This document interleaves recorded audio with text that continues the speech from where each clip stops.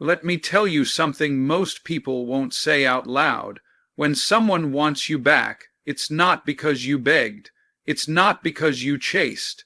It's because you became the person they were afraid to lose. See, absence doesn't make the heart grow fonder when he wants you back. Understand this. It didn't happen by accident. It happened because you stopped proving your worth to someone who couldn't see it. You didn't break when he left. You didn't shrink. You didn't stay stuck in the past asking, why wasn't I enough? Instead, you stood up, you healed, you worked on yourself in silence. Absence by itself is empty. Anyone can disappear. Anyone can stop calling, stop texting, stop showing up. That kind of absence doesn't create respect. It creates confusion, resentment, or relief. Power doesn't come from simply removing yourself from someone's life and hoping silence does the work for you. Silence without substance is just noise waiting to fade. What actually changes the dynamic is not that you're gone, but that you are no longer the same person who left. Real growth begins when absence is no longer a strategy but a byproduct. You don't wake up thinking, let me be unavailable so I can be missed. You wake up thinking, I need to become better, stronger, clearer. That shift in mindset is where power starts forming. When your focus moves away from how someone feels about you and toward how you feel about yourself, absence gains weight. It's no longer a tactic. It's a consequence of progress. People don't feel the loss because you vanished. They feel it because your presence used to add value, and now that value is gone from their world. Growth changes your energy before it changes your circumstances. When you grow, you stop reacting emotionally to situations that once controlled you. You stop seeking closure from people who couldn't give you clarity. You stop needing reassurance to feel secure. That emotional independence is noticeable. Even from a distance, people sense when you're no longer operating from fear, attachment, or validation. Seeking. Absence backed by growth sends a clear message. I didn't leave to punish you. I left to protect myself. And that kind of absence unsettles people far more than anger ever could. Without growth, absence becomes a waiting room. You're gone physically, but mentally you're still sitting there, hoping for a return, replaying conversations, rehearsing what you'd say if they came back. That's not power, that's pause. Growth is what moves you forward instead of keeping you suspended in expectation. When you grow, you don't measure time by how long it's been since you last spoke. You measure progress by how much stronger, calmer, and clearer you've become. At that point, absence stops being painful and starts becoming peaceful. Growth also rewrites the narrative of who you are. When someone remembers you as the person who tolerated less, accepted inconsistency, or stayed silent to keep the peace, your absence doesn't disturb them. But when growth reshapes you into someone with boundaries, self-respect, and direction, your absence creates contrast. They don't just notice that you're gone. They notice that you're no longer accessible in the same way. Growth removes entitlement. It makes people realize they had access to a version of you that no longer exists. Another truth people avoid is this. Absence without growth often invites the same patterns back. If nothing has changed internally, the moment contact is restored, the old dynamics return. Same conversations, same disappointments, same compromises. Growth is what prevents that cycle. Growth gives you discernment. It teaches you to recognize behavior instead of potential, patterns instead of promises. When you've grown, absence becomes a filter. It ensures that anyone who re-enters your life has to meet you at a higher standard, not because you demand it, but because you no longer operate below it. Growth also removes desperation from absence. There's a visible difference between someone who is gone but hoping to be chased and someone who is gone and building a life. The first absence feels like a test. The second feels final, even if it isn't permanent. People respond differently to those two energies. One invites manipulation, breadcrumbing, and half-effort returns. The other demands intention. Growth forces people to ask themselves, do I really deserve access to this person again? That question doesn't arise from silence alone. It arises from visible transformation. Absence paired with growth also changes your internal dialogue. You stop romanticizing the past. You stop rewriting history to excuse disrespect. You stop blaming yourself for someone else's inability to show up fully. Growth gives you clarity, and clarity makes absence clean. There's no bitterness in it, no hidden agenda, just space created by self-awareness. And when absence is clean, it doesn't drain you. It restores you. Perhaps the most overlooked part of this is that growth doesn't guarantee someone will want you back. And that's the point. The goal of growth is not reunion, it's elevation. Wanting you back becomes optional, not necessary. When someone does want you back after you've grown, it's not because they miss the comfort of your presence. It's because they recognize the cost of losing your evolved self. And if they don't come back, growth ensures you don't feel incomplete without them. Absence alone asks, do you miss me? Growth asks, can you meet me where I am now? Those are two very different questions, and only one of them carries real power. Chasing is exhausting because it puts your worth on trial.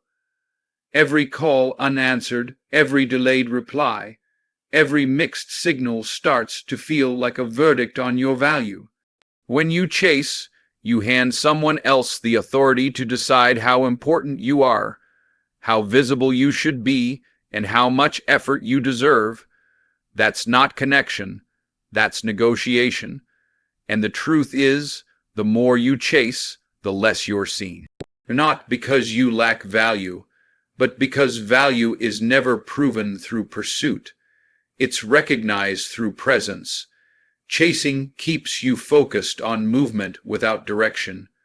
You're doing something, but you're not going anywhere.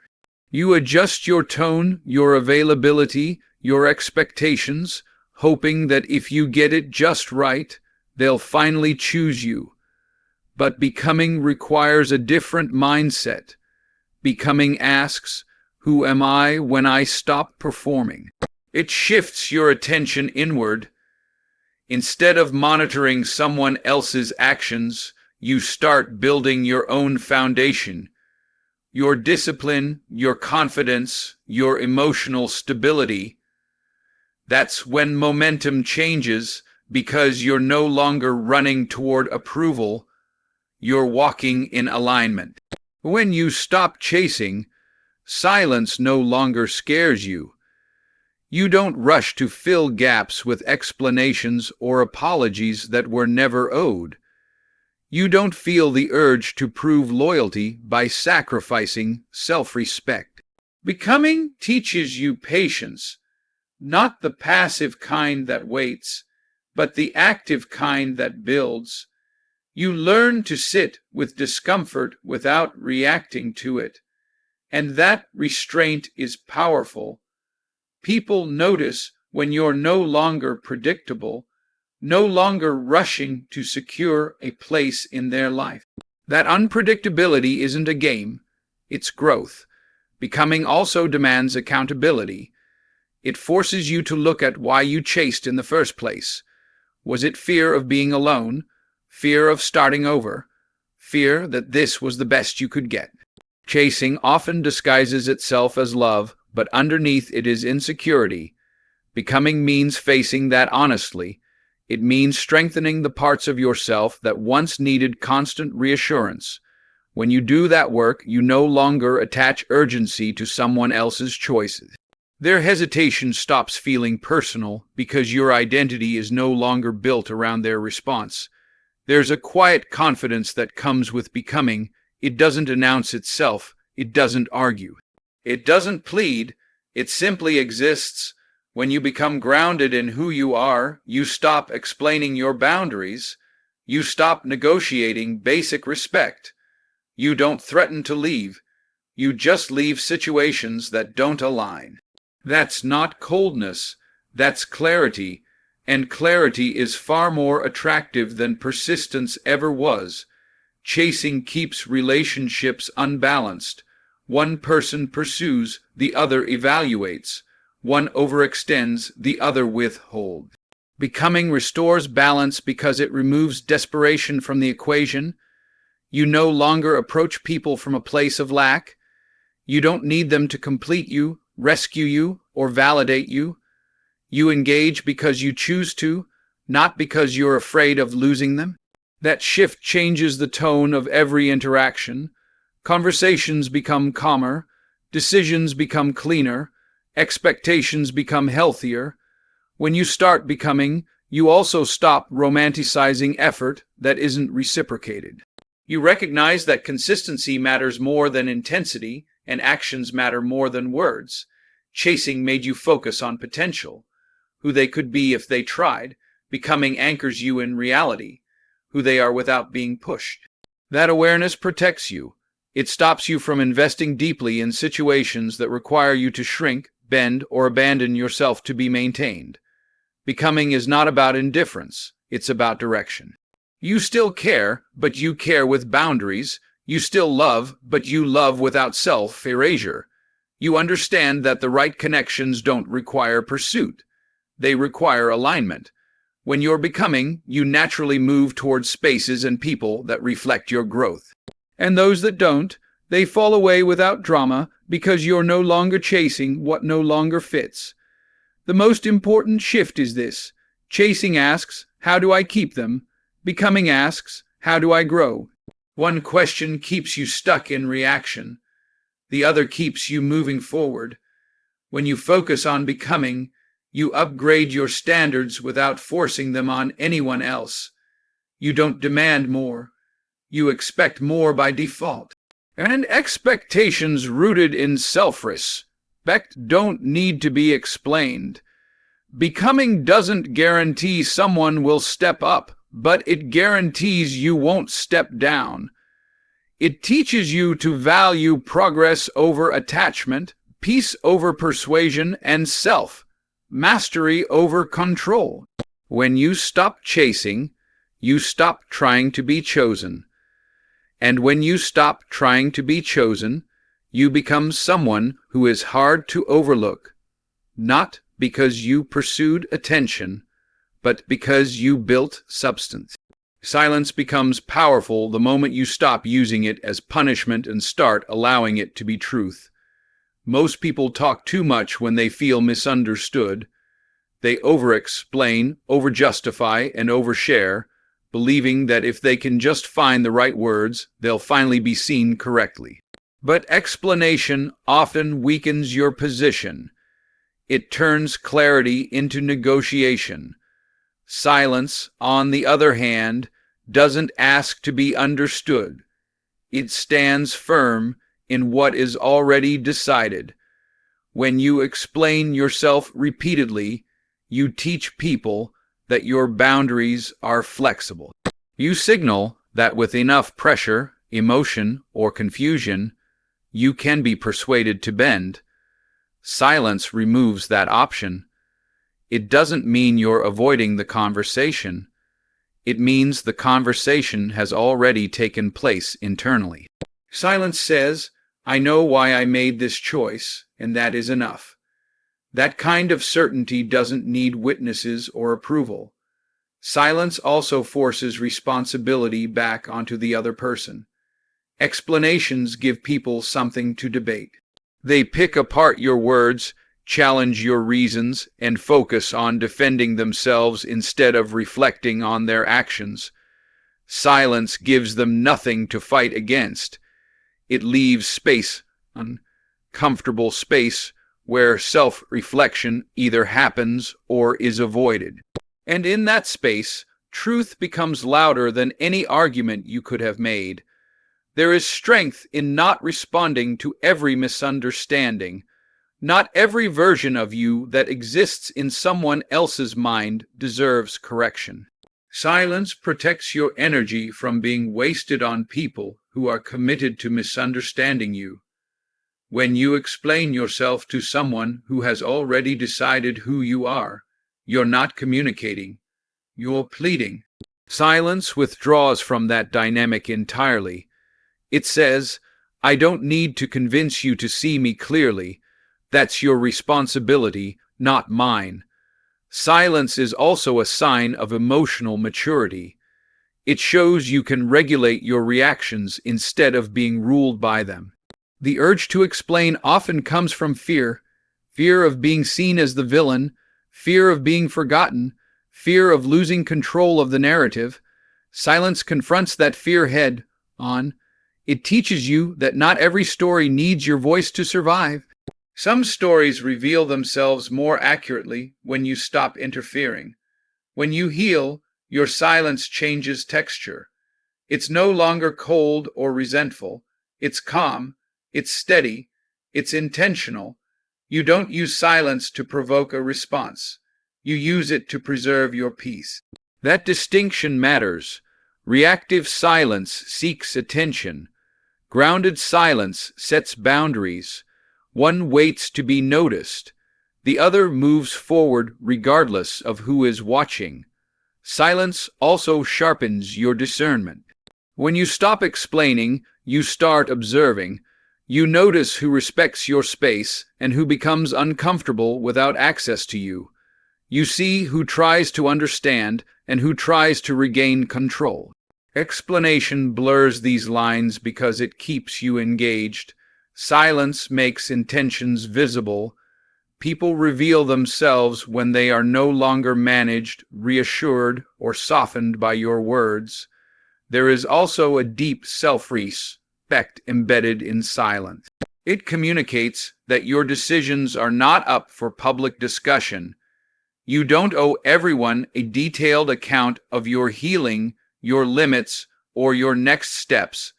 Silence protects the sacred parts of your growth from being questioned prematurely. It allows you to evolve without interruption, without commentary, without pressure to perform progress for others.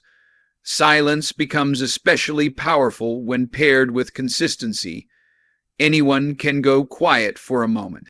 But when your silence is supported by changed behavior, new standards, and clear actions, it speaks unmistakably. You don't announce your boundaries, you live them. You don't explain why access has changed, you demonstrate it.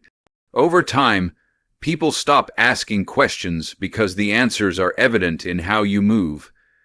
Explanations often keep you emotionally tethered to the past. You keep revisiting old situations, old hurts, old decisions, trying to justify why you chose differently this time. Silence cuts that cord. It allows the past to remain where it belongs, behind you. It creates forward momentum by refusing to relive what has already taught you its lesson. Silence is also an act of trust in yourself. It says, I trust my judgment enough not to defend it. That trust changes how you show up everywhere. You become less reactive, less defensive, less anxious about being misunderstood. You realize that the people meant to understand you will do so without needing constant explanation. And those who don't were never listening in the first place. There's a misconception that silence means weakness, avoidance, or fear. In reality, silence often requires more courage than speaking. It takes strength to let go of the urge to correct, clarify, and control. It takes discipline to stay quiet when you know you could explain yourself convincingly. Silence chooses dignity over dominance, peace over persuasion. When you stop explaining, you also stop inviting debate over your worth. You don't argue your value, you don't justify your standards, you don't negotiate your healing. Silence closes the door on conversations that require you to shrink to be understood. And once that door closes, your energy is redirected toward building, growing, and stabilizing yourself. Silence doesn't mean nothing is being said. It means everything important has already been decided. Availability is easy. Anyone can be present, responsive, accommodating. Anyone can say yes too quickly, adjust their schedule, lower their standards just to remain close. Availability often comes from a good place, a desire to connect, to be chosen, to be valued. But when availability isn't guided by self-respect, it becomes invisible. People don't treasure what is always accessible. They assume it will remain. Confidence, however, changes how availability is perceived. Confidence makes presence intentional instead of automatic. Confidence is not loud or demanding. It doesn't announce itself or seek approval. It shows up quietly in how you carry yourself, in what you tolerate, and in what you walk away from without explanation. When you are confident, you don't feel the need to constantly prove your interest or loyalty. You don't rush to respond to every call, not out of strategy, but because your time has weight. That weight is felt. People sense when your attention is chosen rather than given away freely. Availability without confidence often leads to imbalance. One person gives more, waits more, adjusts more. The other receives, evaluates, and delays. Over time, this dynamic erodes attraction because attraction thrives on mutual respect, not convenience. Confidence disrupts that pattern. It establishes equality without confrontation. You don't need to demand effort. Your presence already assumes it. Confidence says, I enjoy connection, but I don't depend on it to feel whole. When you are confident, you stop overextending to secure a place in someone's life. You don't show up everywhere just to be noticed. You don't stay longer than you should just to be remembered. You understand that being missed occasionally is not a threat to connection. It's a natural result of having a full life. Confidence allows space to exist without panic. It teaches you that distance does not automatically mean loss, and closeness does not require constant availability. Confidence also changes how you respond to inconsistency. Instead of trying harder, explaining more, or giving extra chances, you observe. You take note of patterns without personalizing them.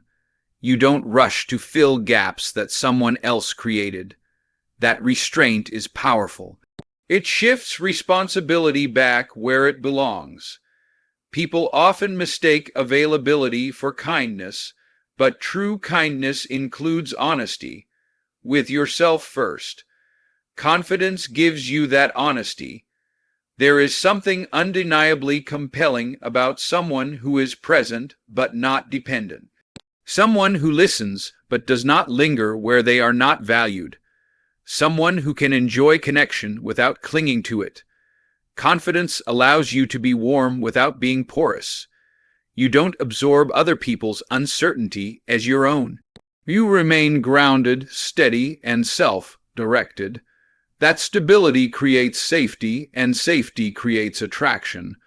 Availability driven by fear communicates insecurity, even when intentions are pure. It suggests that you are afraid of being replaced, forgotten, or left behind. Confidence communicates the opposite.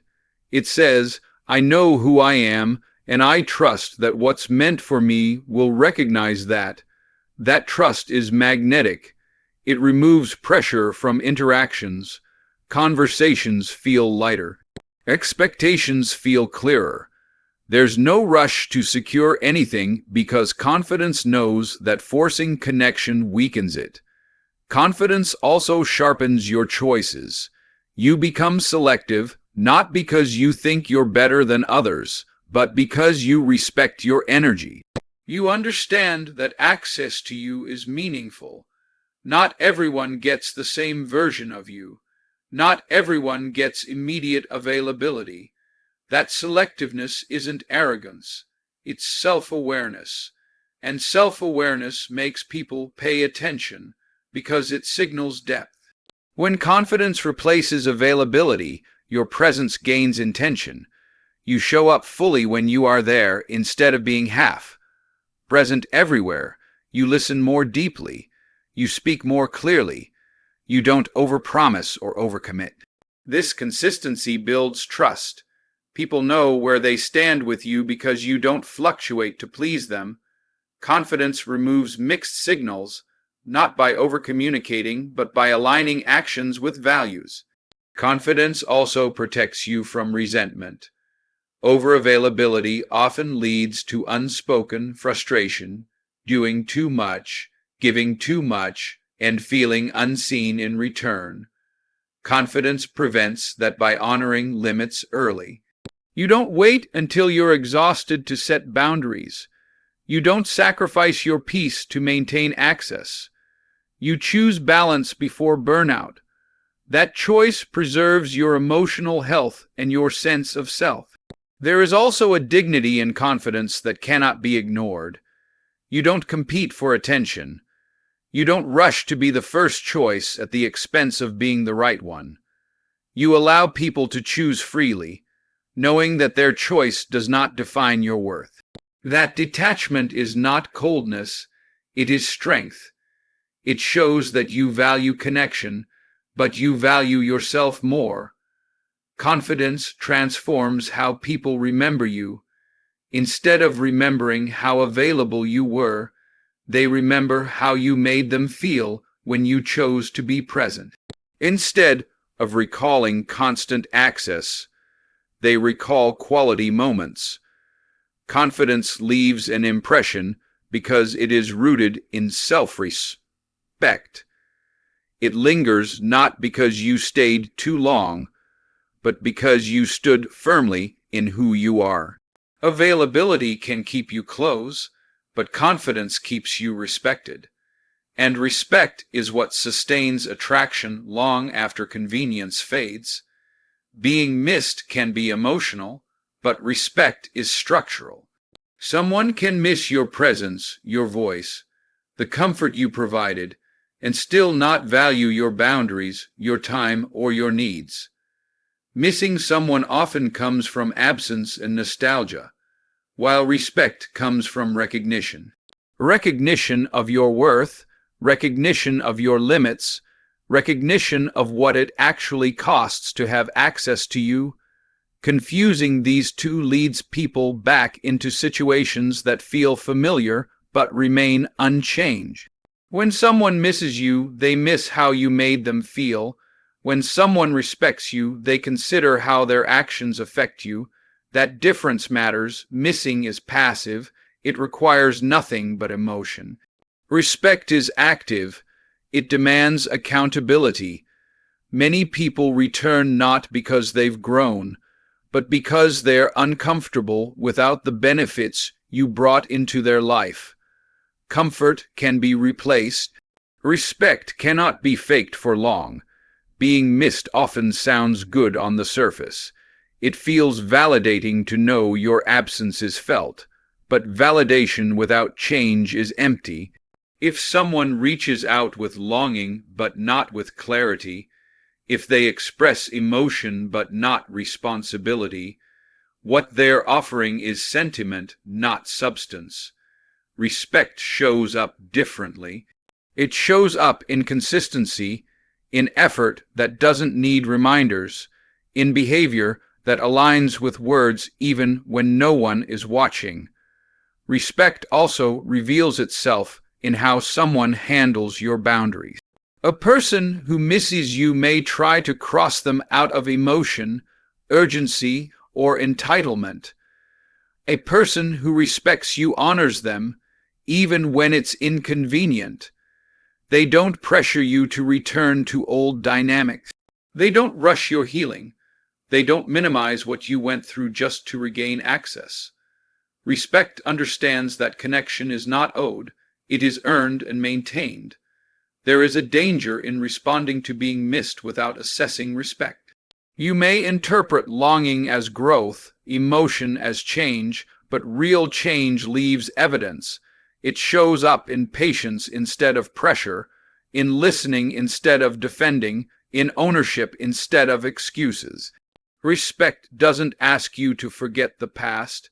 It acknowledges it and works differently moving forward. Being missed wants relief. Respect wants alignment. Another key difference is how each handles time. Being missed often wants immediate resolution. It wants the closeness back quickly before the absence is fully felt. Respect allows time to exist. It understands that trust rebuilds slowly and that comfort must be re-earned. A respectful person doesn't rush you back into familiarity. They move at the pace of your boundaries, not their emotions. Respect also exists even when you're not present. Someone who respects you doesn't speak poorly of you in your absence. They don't rewrite the story to protect their ego. They don't minimize your contribution once you're gone. Being missed can coexist with resentment or entitlement. Respect cannot. Respect maintains integrity whether you're in the room or not. It's also important to recognize that being missed often centers the other person's experience, not yours. I feel lonely. I feel lost. I feel like something is missing. Respect, on the other hand, considers your experience. I understand why you left. I see where I fell short. I know what I need to do differently. One is self-focused. The other is relational. One wants relief from discomfort. The other wants restoration through growth. People who only miss you often return with the same expectations and the same limitations. They want access without adjustment. They want closeness without change. Respect changes the terms of engagement. It brings new behavior, new communication, new effort. It doesn't rely on emotional appeal to regain your presence. It relies on action to prove it deserves it. Respect also removes confusion. When someone respects you, you don't have to guess where you stand. You don't have to interpret mixed signals or read between lines. Their actions make their intentions clear. Being missed often creates uncertainty because it leans on emotion without direction. Respect brings clarity because it is grounded in decision, not impulse. There is strength in recognizing this distinction. It prevents you from returning to situations that feel good temporarily but cost you long term. It protects you from trading peace for familiarity. It teaches you to look beyond words and emotions and to evaluate behavior over time. Being missed may stroke the ego, but respect sustains the soul. Respect doesn't beg. It doesn't rush. It doesn't rely on memory to stay relevant. It stands on consistency. And once you learn the difference between being missed and being respected, you stop accepting one in place of the other. Every outcome in your life is shaped less by what you want and more by what you allow. Standards are not ultimatums you give to others. They are commitments you make to yourself. They quietly determine how long you stay, how much you tolerate, and how deeply you invest. When standards are low or unclear, endings happen to you. When standards are clear and firm, endings happen by your choice. Standards are often misunderstood as expectations placed on someone else. In reality, they are guidelines for your own behavior. They answer questions like, how do I respond to inconsistency? How do I handle disrespect? How much effort am I willing to give without reciprocity? When you lack standards, you improvise in emotionally charged moments. You make exceptions that slowly become patterns. Over time, those patterns write an ending you never consciously chose. Raising your standards doesn't mean you become rigid or cold. It means you become intentional. You stop excusing behavior that contradicts your values. You stop normalizing emotional neglect, broken promises, and half-effort. Standards help you recognize when something is misaligned before it becomes painful. They act as an early warning system, protecting you from investing in situations that require you to shrink or settle to survive. Your standards also shape how people treat you, not because you demand respect loudly, but because you enforce it consistently. People learn quickly what you will and will not accept, not from what you say, but from what you stay for. When your standards are weak, people test them. When your standards are strong, people adjust or exit. Either outcome serves you because both lead to clarity. Standards require courage because they often cost you comfort. They may cost you familiarity, attention, or temporary validation. It is easier to lower standards than to sit with loneliness. It is easier to compromise than to confront misalignment. But every time you lower your standards to keep someone close, you move further away from the ending you deserve. Standards delay gratification in exchange for long-term peace. One of the hardest parts of maintaining standards is enforcing them when emotions are involved. Logic becomes blurry when attachment is present. That's why standards must be decided before moments of weakness arise. When you are clear in advance, you don't have to debate with yourself later. You simply act in alignment. That alignment creates self-trust, and self-trust makes endings clean rather than chaotic. Standards also determine whether endings are painful or empowering. When you abandon your standards repeatedly, endings feel like failure. You wonder what you could have done differently. When you honor your standards, endings feel like closure, even when they hurt. You know you didn't betray yourself to keep something that wasn't meant to last. That knowledge becomes a source of strength.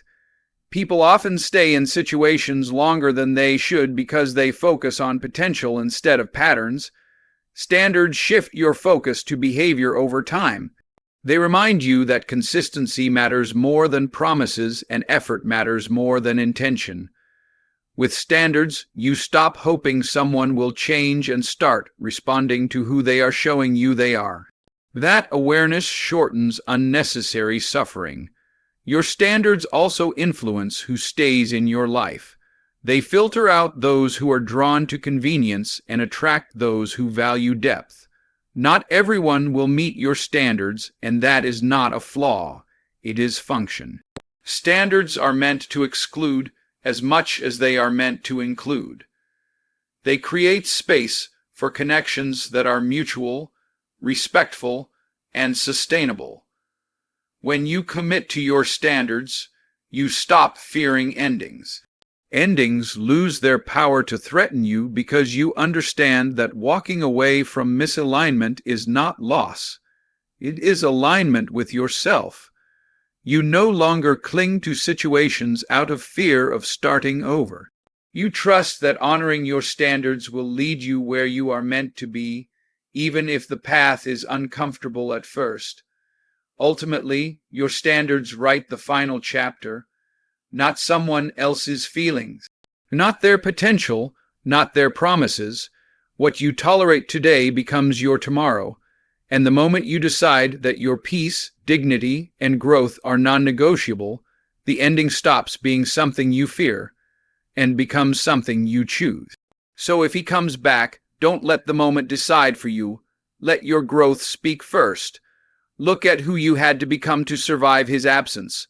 Look at the strength it took to choose yourself when it would have been easier to stay the same.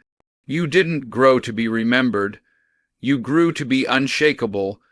And if someone wants access to your life now, they don't earn it through words, apologies, or memories. They earn it by meeting you where you stand today, not where you used to wait. Because the real power isn't in being wanted back. It's in knowing you'll be just fine, whether they return or not.